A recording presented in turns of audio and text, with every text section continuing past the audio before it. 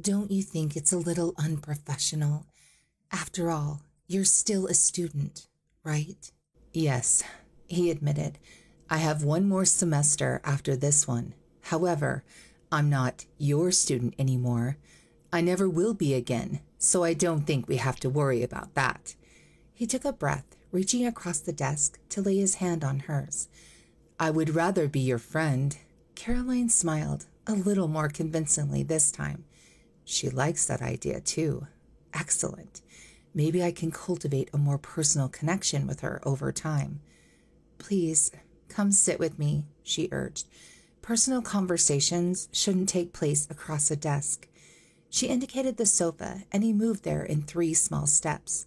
She joined him, settling onto the cushions and wiping her eyes with one finger as though to dispel any lingering wetness. Lord, she's beautiful, he thought, with her glossy, chocolate-colored hair clipped into a pixie cut that looks both sexy and innocent, her hazel eyes glowing even greener than usual. Victor's heart began hammering. I can hardly believe how bold I was, pushing this conversation on her. Everyone knows how shy I am, but this is Caroline. There's something about her that has always dragged me from shyness into action. Besides, if there's a human being who knows my innermost thoughts better than this woman, I can't imagine who it would be. A closeness exists between a nurturing teacher and a responsive student that transcends gender and age. After 4 semesters, 2 full years of him writing with more and more openness, Victor had become a book laid open on her desk, and she had read every page. The bond went both directions, too. A teacher reveals feelings, likes and dislikes, and aspects of character. An astute observer can pick up on these cues and come to know the person behind the podium. Victor had observed Caroline closely. The step between student and friend was one of definition only. They sat in silence for several seconds. Silence didn't bother him, and it was a comfortable kind of quiet anyway, one that meant she didn't feel nervous with him there. There's nothing really too shocking, she said at last. I broke up with my boyfriend.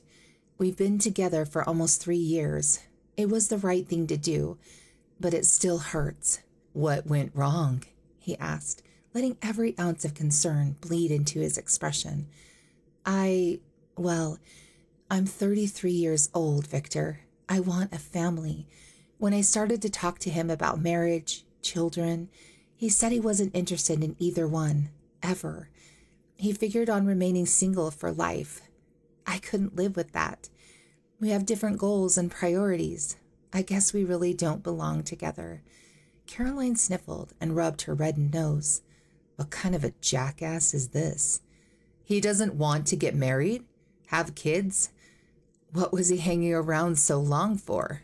I guess I just let him, she replied, shoulders drooping. We dated casually for a year before becoming close. Then I assumed things were progressing, and he apparently didn't. I let our relationship drift too long, and it's 3 years later. I'm no closer to having a family, and... She sobbed. Victor took her hand in his, and... He prodded gently.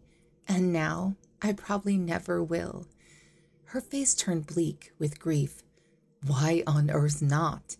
He stared at her, puzzled. I'm too old, Victor.